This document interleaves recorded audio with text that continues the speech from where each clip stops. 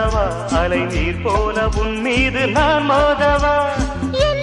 நோகாமல் விளையாடலாம் இந்த இடையோடு தாளங்கள்